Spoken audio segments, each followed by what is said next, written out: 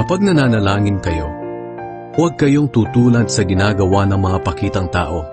Mahilig silang manalangin ng nakatayo sa mga sambahan at sa mga kanto ng lansangan para makita ng mga tao.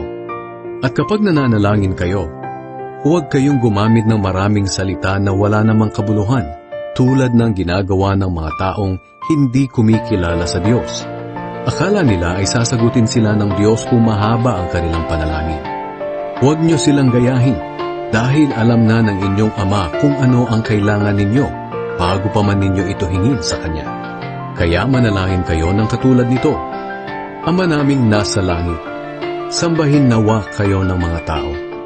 Naway magsimula na ang inyong paghahari at masunod ang inyong kalooban dito sa lupa tulad ng sa langit. Bigyan niyo po kami ng aming pagkain sa araw-araw. Patawarin niyo kami sa aming mga kasalanan